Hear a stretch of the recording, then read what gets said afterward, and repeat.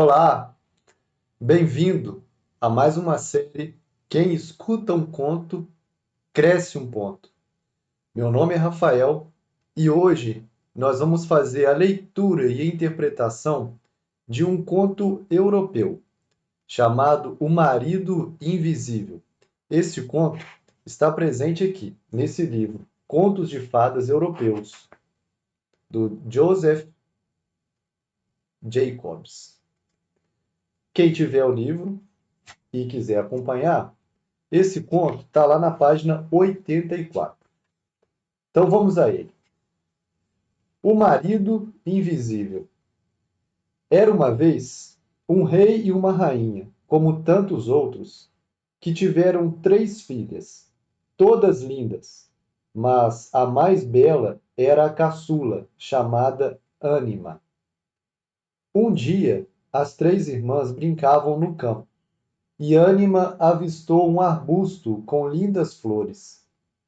Como queria levá-lo para casa e plantá-lo no próprio jardim, ela colheu as flores puxando os galhos pela raiz, uma a uma.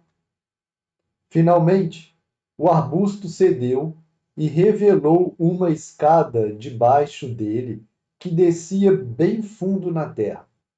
Por ser corajosa e muito curiosa, sem avisar as irmãs, Ânima desceu as escadas e percorreu um caminho muito longo, até que, por fim, chegou a céu aberto novamente, em uma terra que nunca vira antes, e dali avistou um palácio magnífico, bem à frente, não muito distante de onde estava.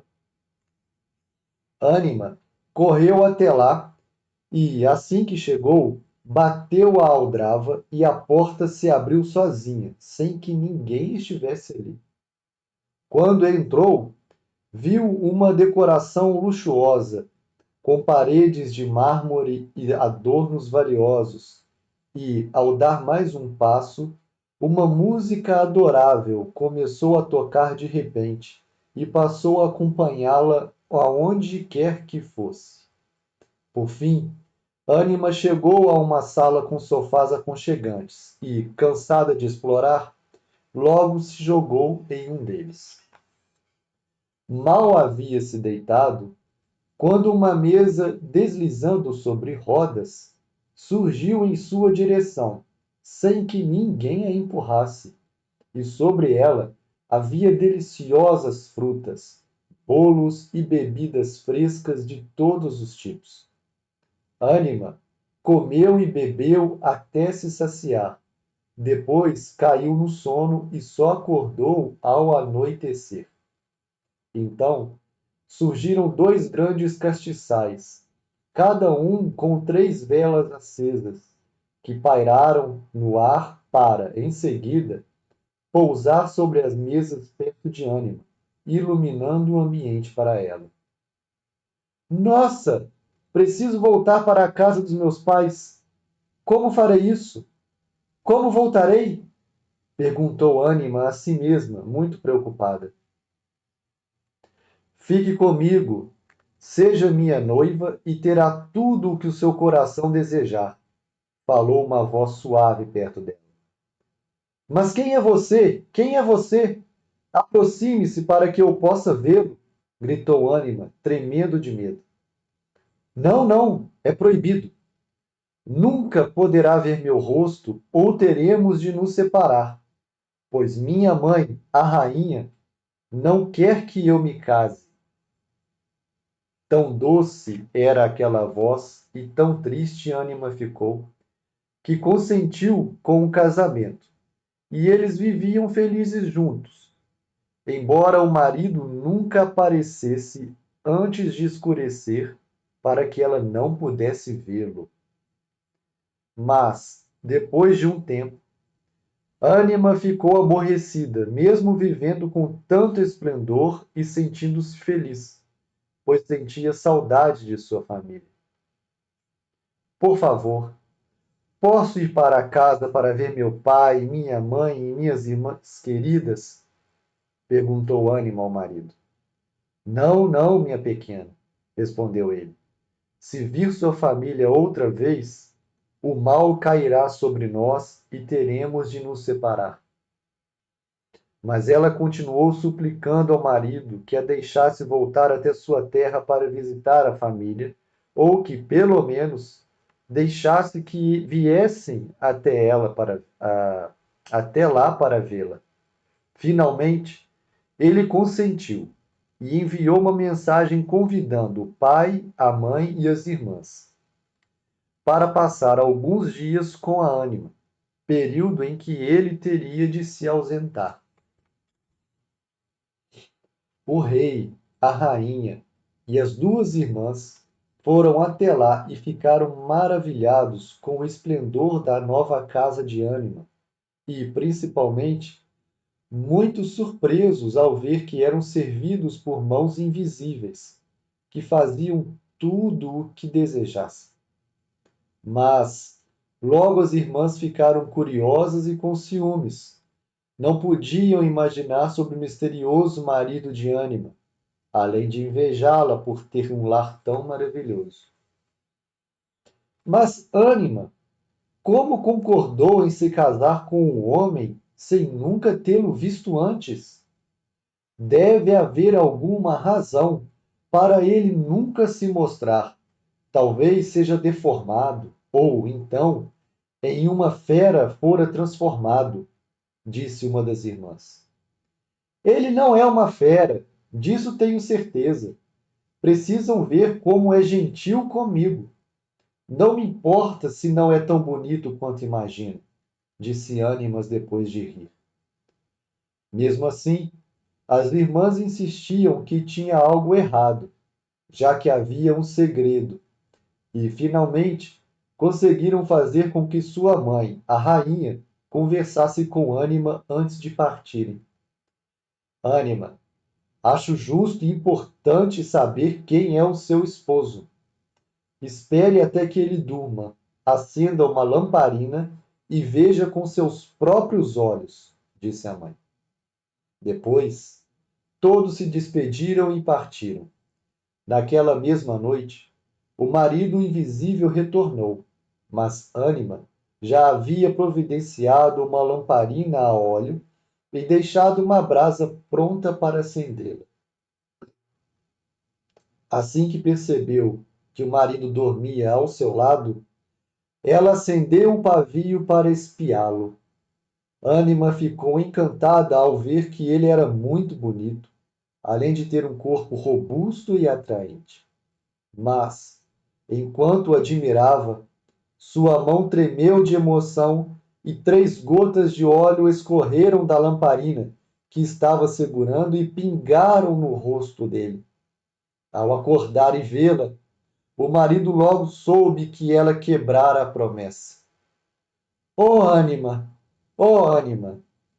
Por que você fez isso? Aqui nos separamos até que convença minha mãe, a rainha, a permitir que me veja de novo. Depois disso, o estrondo de trovão ressoou, a lamparina se apagou e Ânima caiu no chão, desfalecida. Ao acordar, o palácio havia sumido e ela estava em um pântano muito, muito sombrio.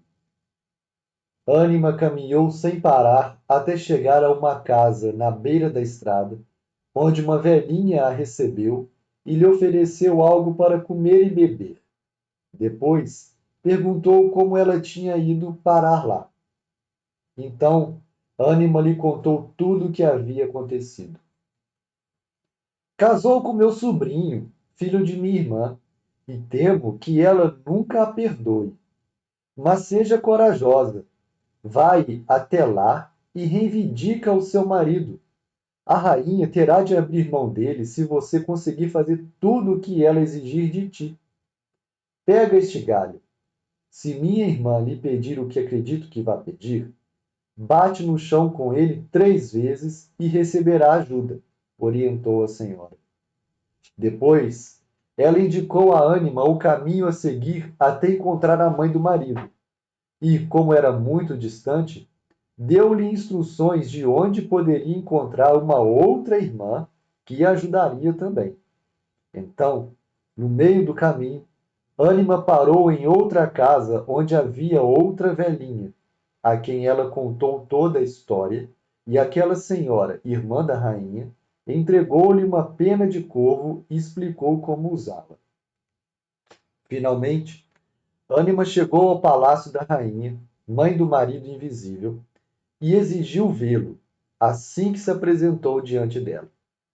Ó, reles mortal, censurou a rainha, como ousaste casar com meu filho? Foi escolha dele, respondeu Ânima, e agora sou sua esposa. De certo vai me deixar vê-lo de novo.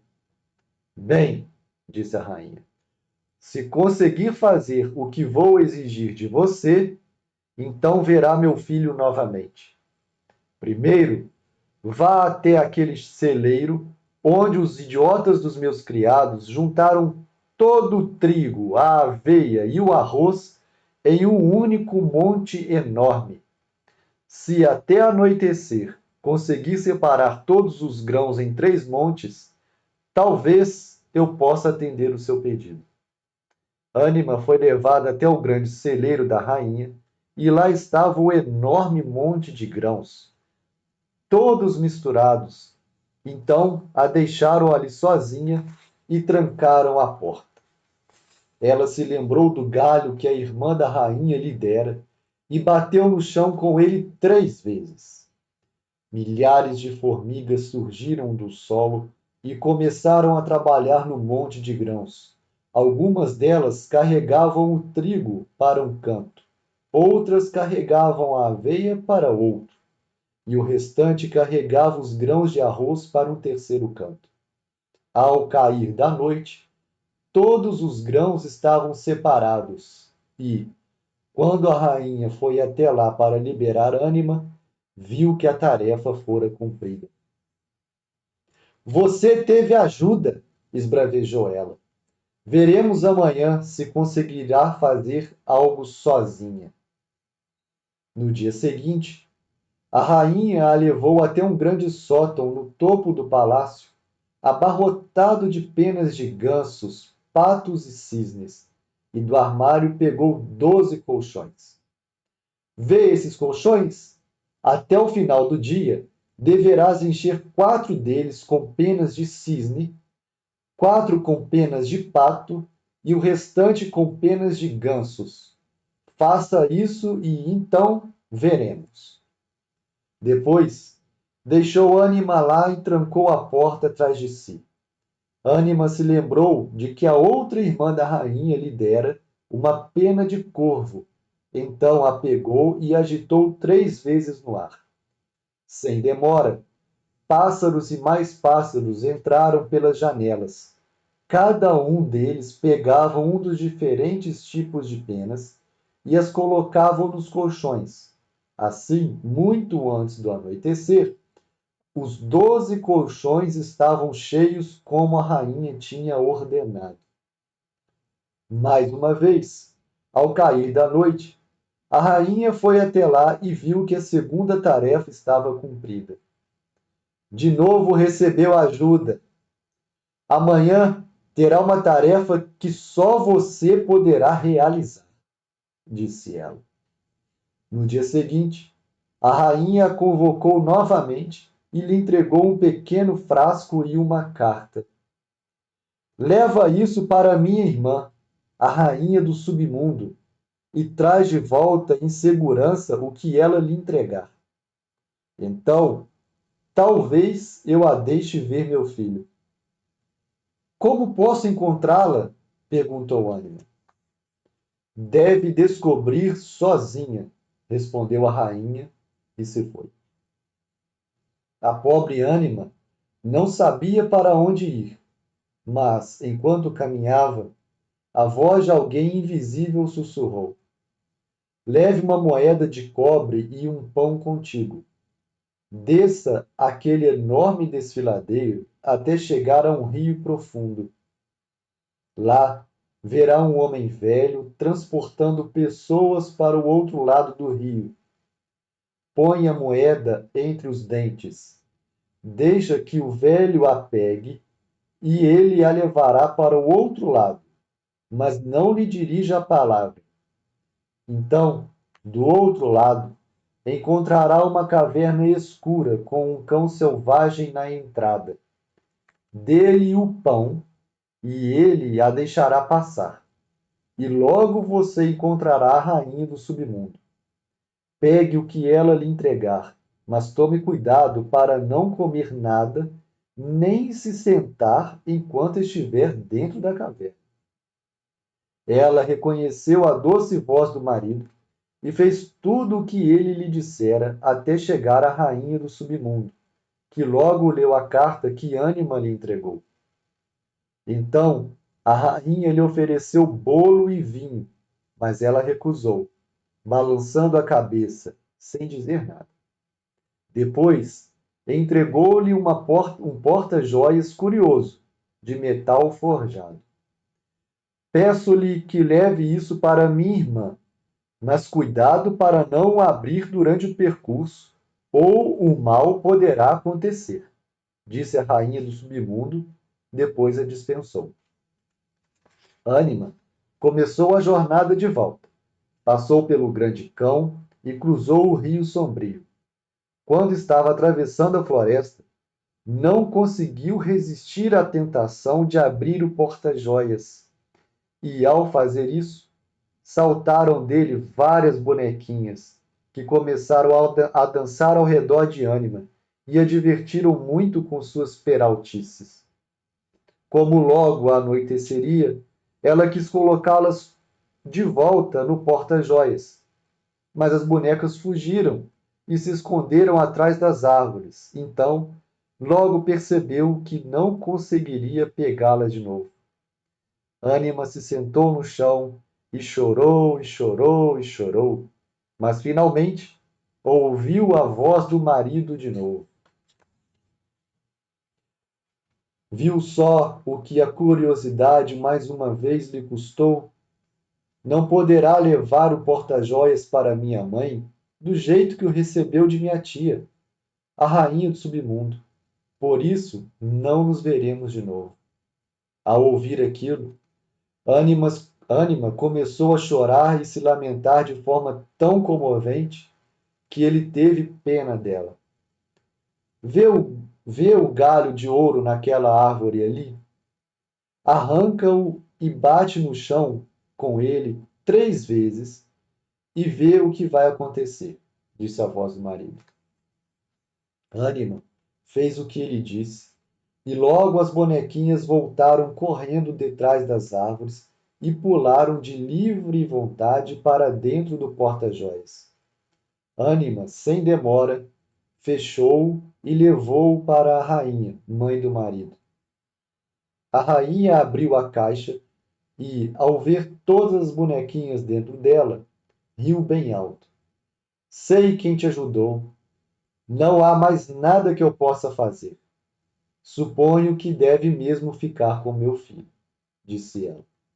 Assim que a rainha disse aquilo, o marido de Ânima apareceu, levou-a de volta ao palácio e eles viveram felizes para sempre.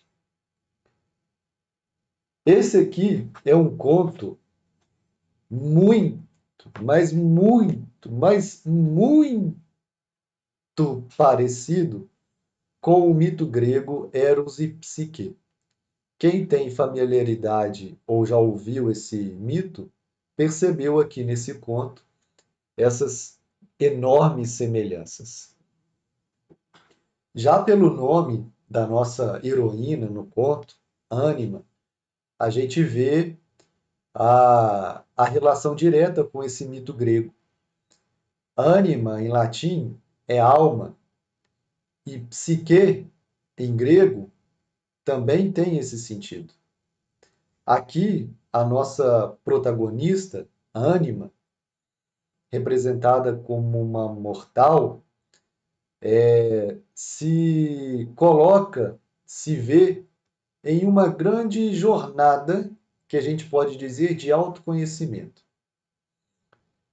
Vocês sabem que eu apresento apenas uma interpretação, uma análise.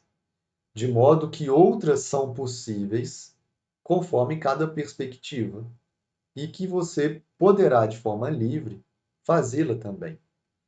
O que importa para nós é o que o conto nos traz, o que o conto traz, ou o mito, né, traz para você, o que ele desperta em você. Qual o pensamento, qual o raciocínio, qual a análise, interpretação, qual emoção ele teve a capacidade de trazer para você. Nesse conto, a gente pode perceber o seguinte: o início dele se dá no momento em que a ânima, a nossa protagonista, está num local com flores bonitas e ela deseja pegar aquelas flores e colocá-las no seu jardim. Ou seja, ela deseja embelezar, ela deseja transformar o seu jardim, ela deseja modificar algo em si. E para isso, ela começa a colher as flores. E o interessante é que essa colheita que ela faz, ela busca também as raízes dessas flores. Mas você vai me falar, mas é claro, porque ela precisa plantar lá, ela precisa da raiz. Sim, ela precisa da raiz para a transformação. Ela precisa da raiz para a mudança que ela quer promover no jardim dela. E no que ela começa a cavar e encontrar e buscar essas raízes profundas dessas flores, ela acaba encontrando uma escada que a orienta para uma profundidade, para uma profundeza. E ela vai, curiosa, ela vai, corajosa e curiosa. Mas a coragem aqui é o primeiro ponto. Ela adentra esse buraco. E no que ela vai, ela encontra um outro mundo, um mundo completamente desconhecido, maravilhoso, repleto de coisas belas, indescritíveis e inacreditáveis. Você pode perceber uma analogia com a busca de um tratamento psicológico profundo, onde a pessoa vai adentrar nas suas profundezas e encontrar um outro mundo que a ele pertence, ou a ela, a pessoa, pertence. E aqui Anima então vai. Ela bate na porta, ela usa aquele instrumentinho e bate na porta e a porta se abre. O que isso demonstra? Ela está desejando adentrar, conhecer mais, aprofundar. E nisso ela entra no grande palácio. No que ela entra, ela vê beleza, mármore, uma arquitetura bonita, belas peças de decoração, música que canta e encanta seus ouvidos assim que ela vai andando, essas músicas a acompanham. O mundo completamente diferente do que ela vive. Ela começa a encontrar ali comida, farta, né, bebida, tudo isso. Nisso, ela adormece.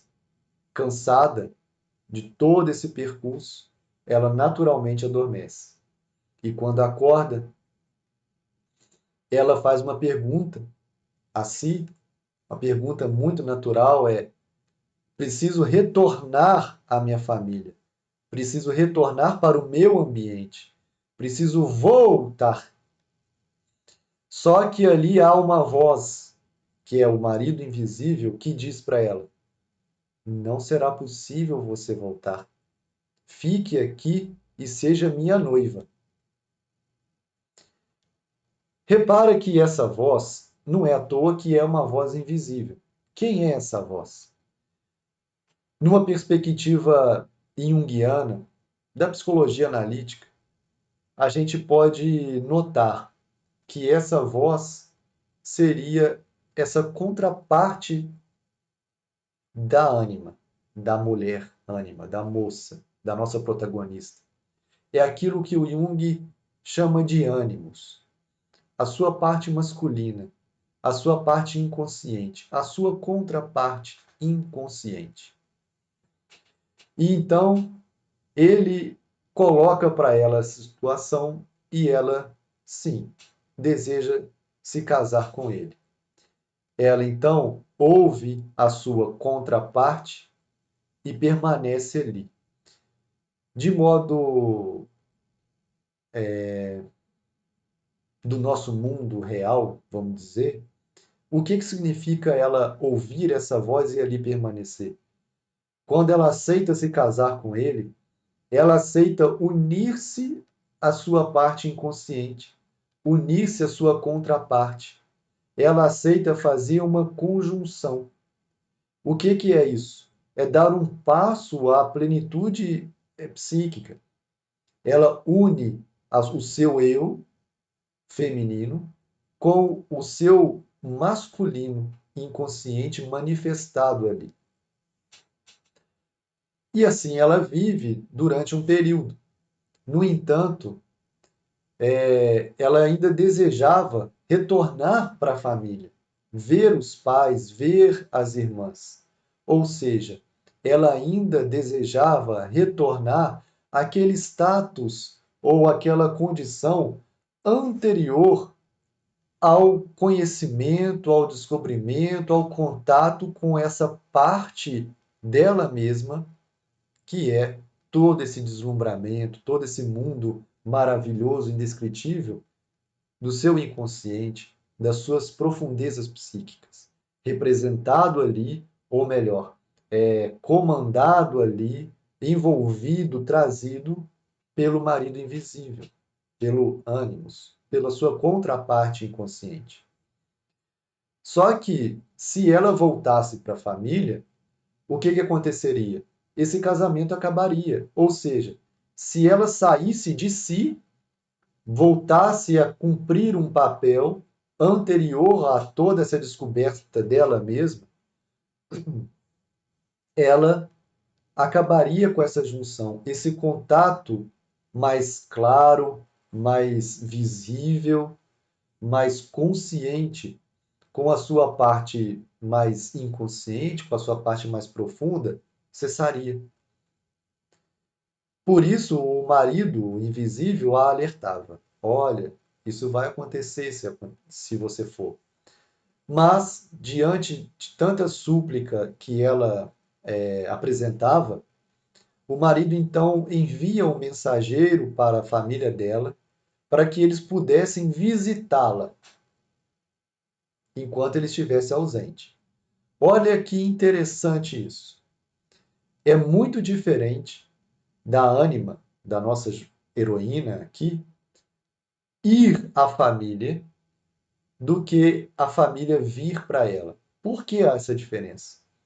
Se ela vai à família, ela vai novamente àquele ambiente, àquela representação, àquela roupagem que lhe pertencia antes de adentrar aquele buraco. Lembra que ela estava cavando? Ela vai lá e muda, retorna a uma situação bem anterior. Agora, quando a família vai visitá-la, a família sai do seu ambiente e vai conhecer uma nova ânima. É isso que traz para a gente esse pedaço. A família vem conhecer uma coisa nova, aquilo que está transformado ou está se transformando. A ânima está mudada, a moça está mudada. E ela permite essa mudança quando a família vem e a visita. E isso ocorre. A família vem, o pai, a mãe, as irmãs, todos vêm e visitam a ânima e todos ficam deslumbrados com o local, com o palácio, com os serviços todos invisíveis, né? Tudo que se deseja é oferecido. No entanto, as irmãs apresentam suas invejas, seus ciúmes, e começam a colocar aquilo que a gente chama de minhoca na cabeça da ânima. Ah, mas você não conhece o seu marido? Como que você casou com ele? Você nem sabe como que ele é, se ele é feio e tal, se ele for uma fera transformada. E isso fica na cabeça dela. Mas ela responde até de forma risonha e tal, mas perceba que aquilo permanece. E então vem a rainha, a mãe dela, e fala: Olha, você tem que conhecer o seu marido. Faça isso, né? Ilumine o seu marido à noite, que você precisa saber quem ele é. Como você pode ficar casada com alguém que você desconhece? E isso bateu forte na ânima. E você pode reparar que em momento algum o rei se manifestou. Em momento algum o rei se manifestou. Mas olha, psicologicamente falando, a gente pode perceber que essa parte feminina da ânima começou a questioná-la a respeito da realidade, da veracidade, da natureza, da naturalidade da sua vivência com um desconhecido. E aqui não é um desconhecido inventado, imaginado, não. É esse desconhecido inconsciente, esse mundo inconsciente que todos nós temos e que nós lidamos o tempo inteiro. Essa parte feminina dela começa a questionar isso dela. Como você pode ficar com alguém que você não conhece? É aquilo que muita gente fala assim: como que eu. Será que eu tô louca? Será que eu tô maluco? Sabe? São perguntas que tanto homens e mulheres fazem. E começam a se questionar a respeito do que está ouvindo, ou vendo, ou imaginando, ou sentindo, ou intuindo. E então ela, imbuída dessa jorrada de vamos lá, faça, veja, e ela também muito curiosa, decide então saber como é o seu marido. E ela vai à noite, na hora em que ele estava dormindo, quebra a promessa feita e enxerga o marido e se encanta com a beleza dele.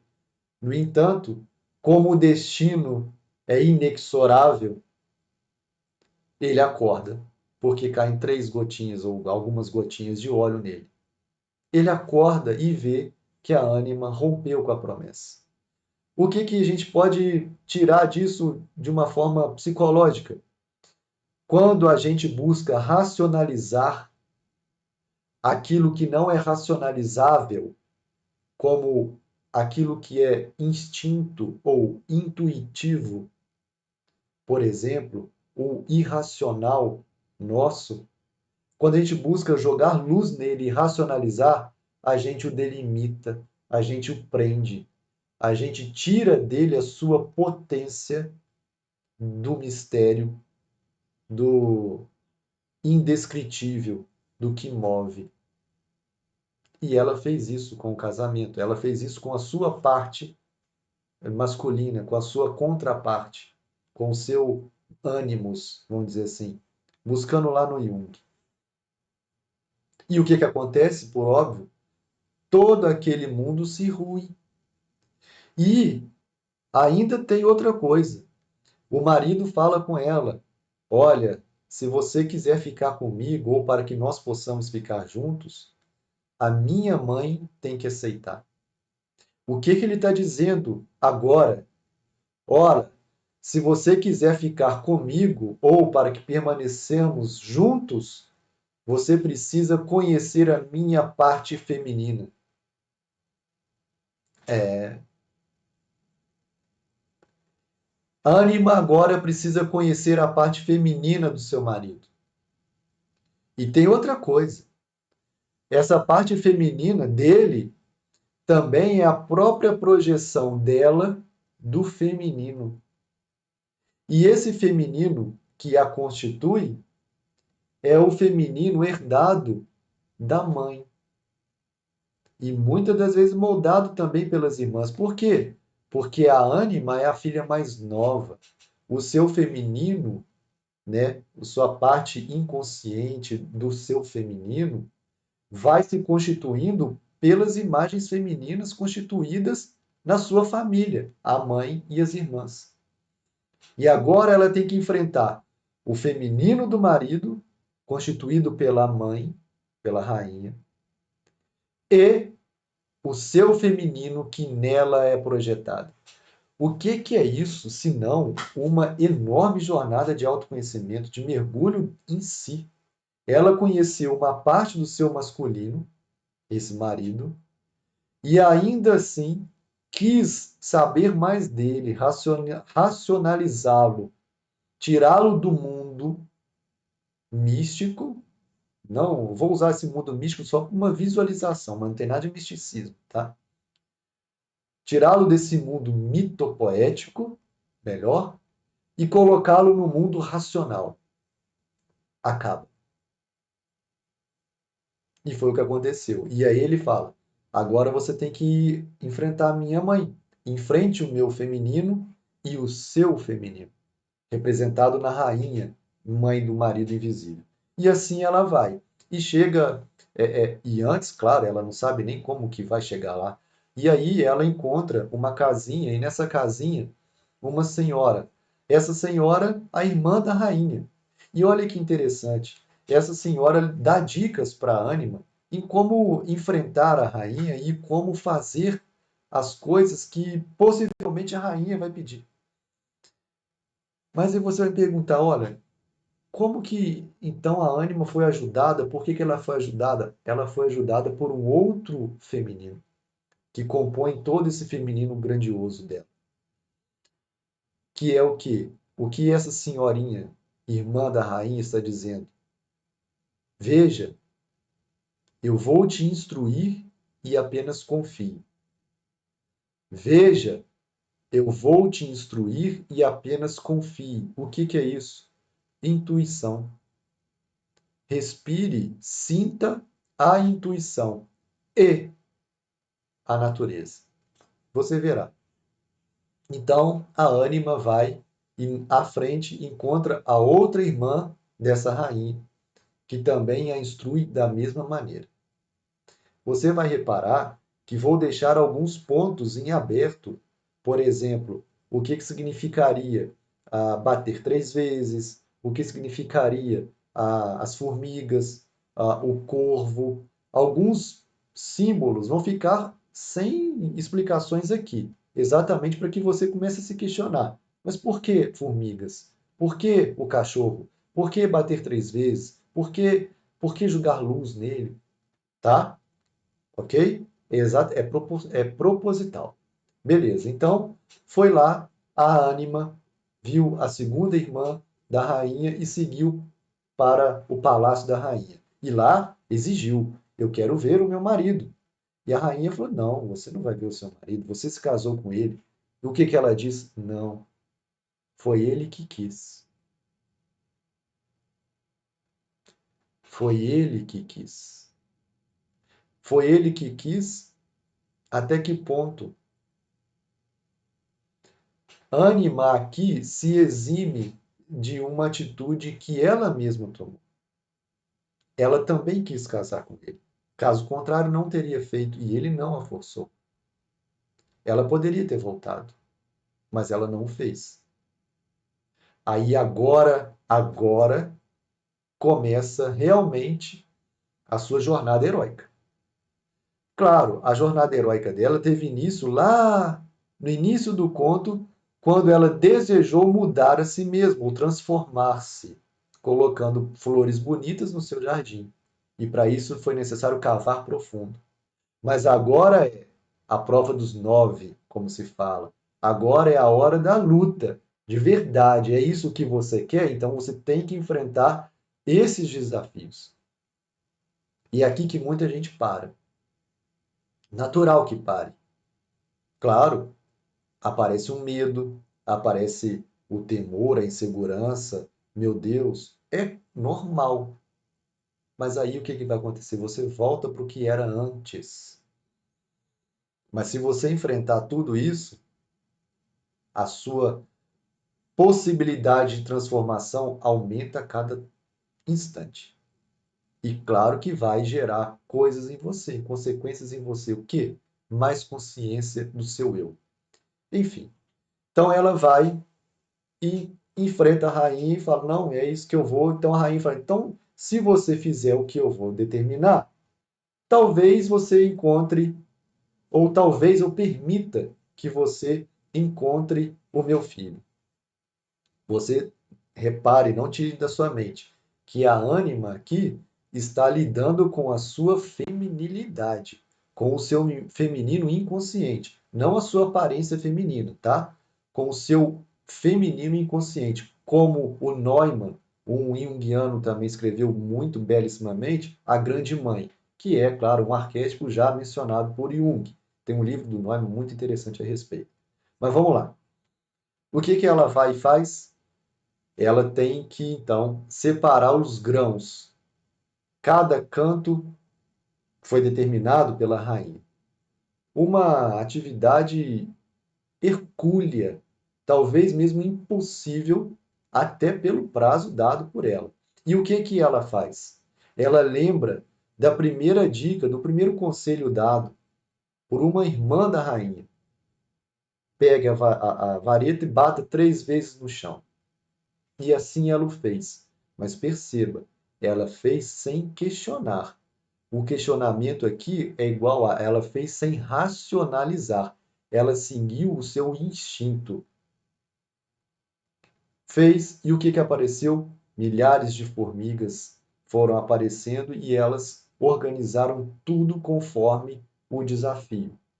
No dia seguinte, a A rainha foi lá, abriu o celeiro e viu tudo organizado. E a rainha, sabiamente, falou: Você não fez isso sozinho, eu quero ver o que você vai fazer no próximo desafio.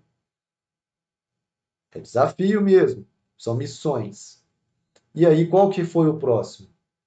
Separar as penas das aves, cada pena em um grupo de quatro colchões. E ela, humanamente, seria uma tarefa impossível também. Mas o que que ela fez? Novamente, seguindo o conselho da sua, de um pedaço da sua parte feminina, tudo isso aí diz respeito à psique da própria ânima, ela foi o quê? Seguiu esse instinto e balançou a pena de corvo. Por que será corvo, né? Balançou a pena de corvo 3 vezes novamente o 3. O que será que representa o 3? Balançou, vieram pássaros e separaram, e todos juntaram conforme determinado.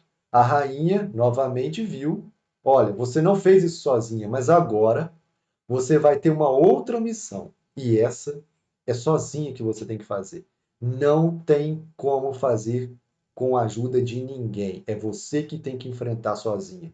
E aí que o bicho pega. Por quê? Porque ela tem que ir no submundo, ela tem que aprofundar mais no seu eu. E olha que ela fica um pouco desesperada, porque assim que a ordem foi dada, ela não tinha um mapa, não tinha uma orientação sequer para saber onde que ela tinha que ir, qual caminho pegar para ir no submundo. Mas, nesse momento de desespero, o que que a auxilia?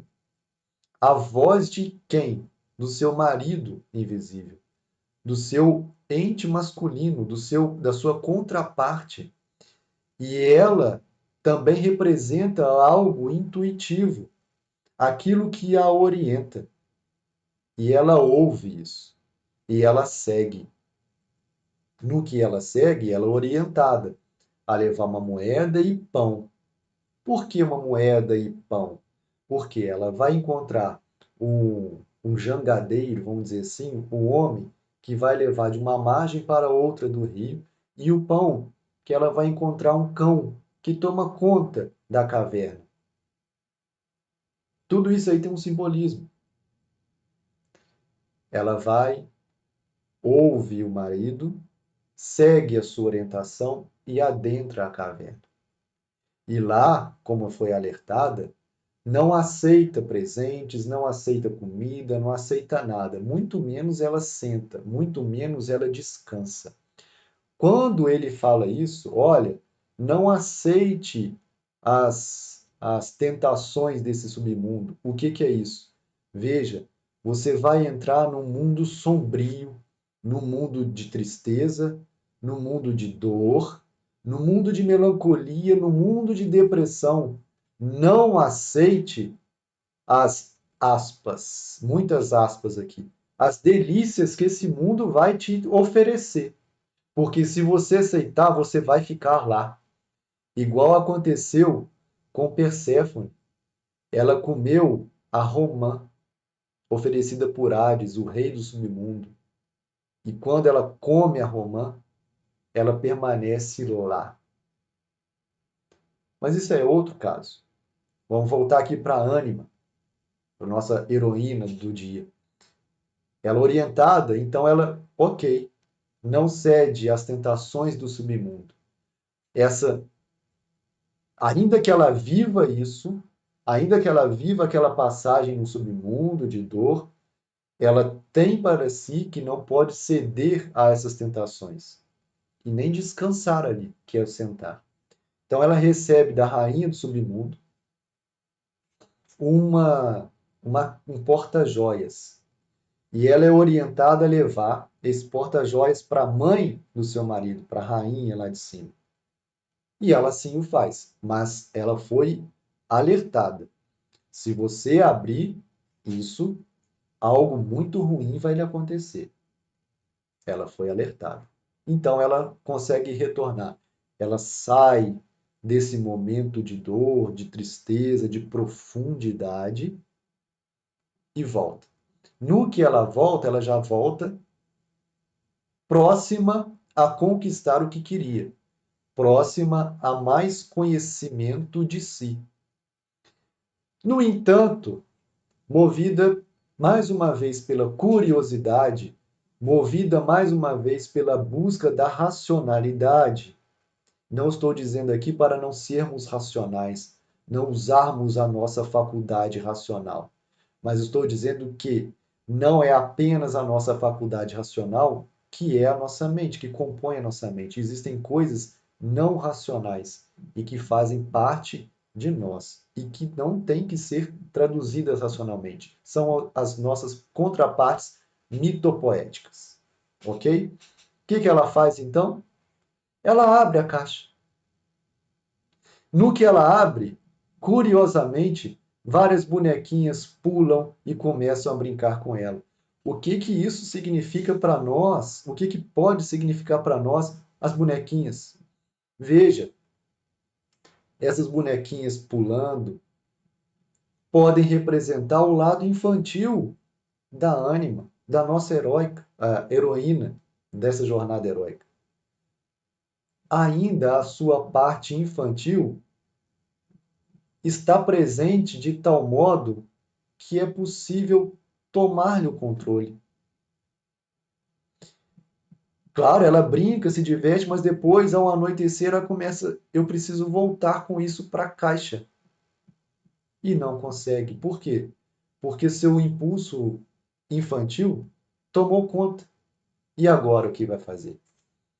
Nisso, o seu marido invisível, essa contraparte inconsciente, vem e fala com ela: olha, mais uma vez, pela curiosidade, você estragou tudo. Nós não podemos ficar juntos. A ânima começa a chorar. A ânima começa a se desesperar. O que que é isso? Não é necessariamente pela dor de um castigo por ter feito algo errado. Não. É pela dor de não ter conseguido o que queria. Ou eu queria algo e agora eu não posso. E esse querer é um querer profundo, é um desejo profundo, é uma vontade com V maiúsculo.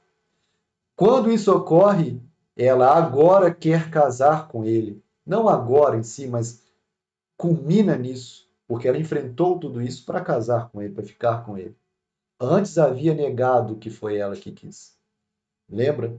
Agora não. A partir desse momento, o conto fala: o marido então ficou com pena. Ora, não é que ele ficou com pena. Ele vendo a sua contraparte inconsciente, vendo tudo isso, o seu eu como um todo se movendo para uma finalidade interior, uma vontade de ver maiúsculo, ele a orienta. Está vendo aquele galho de ouro?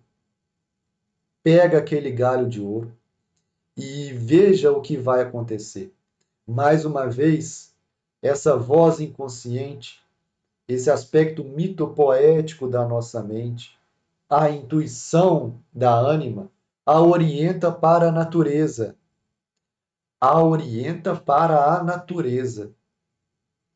E ela vai, orientada por isso, age conforme as suas palavras, e as bonecas, então, por livre vontade, voltam para a caixa.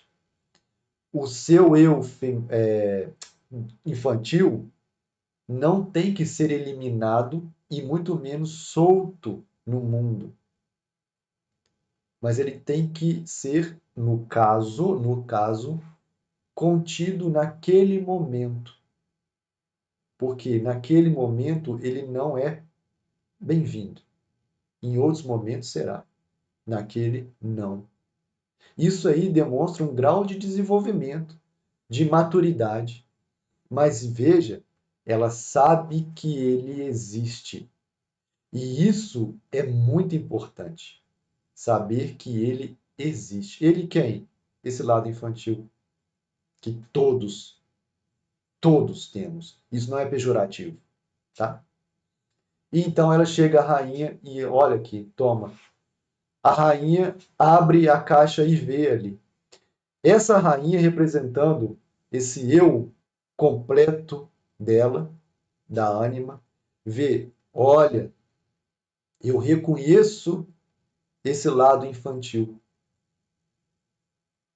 Ele existe, mas ele faz parte agora de um todo e ele não toma o controle disso.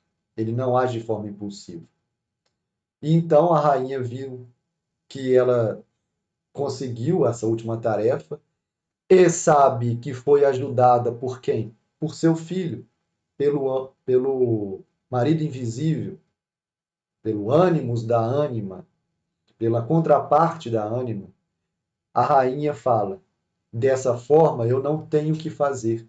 Haverá essa conjunção, haverá essa união entre vocês dois.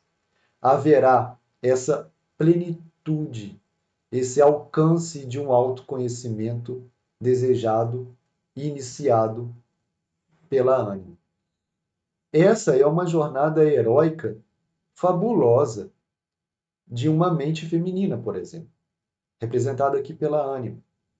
O que a gente pode ver é a forma que ela lida com os seus aspectos psíquicos mais profundos, a forma como eles a orientam, a forma como ela age e reage diante dos acontecimentos, bem como a forma como ela age e reage diante de um ambiente que ela foi constituída, a sua família, a representação que ela tem. É claro que nessa interpretação que a gente apresentou hoje, existem muitas coisas que não foram propositalmente exploradas, mas exatamente para criar em você um possível questionamento de qual o significado disso. Por que um galho de ouro? O que que ouro significa? Por que um galho? Percebe? Tudo isso aí é explorável, tudo isso aí é simbólico.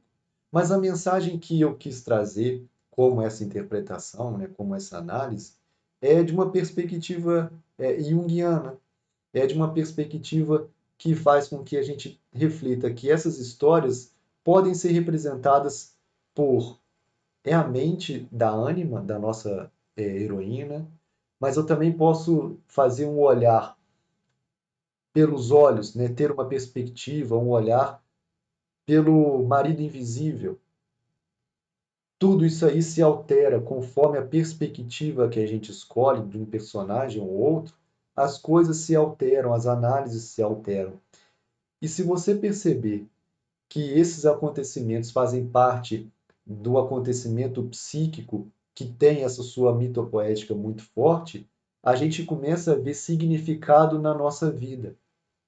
Significado que muitas das vezes a gente não encontra exatamente porque a gente está buscando racionalizar e não ouvir a, a, a, o mito, não ouvir essa mitopoética que emana, que canta no nosso entorno e no nosso interno também. Enfim, esse é o nosso vídeo de hoje. Eu espero que vocês tenham gostado, que de alguma forma esse conto e essa análise tenha trazido algo de positivo para você. E se você gostou, curta, comente, compartilhe, ajude o canal a crescer e espalhe para outras pessoas que também tenham interesse nessas análises, nos contos, na psicologia junguiana, na psicanálise. Eu agradeço e a gente se encontra numa próxima oportunidade.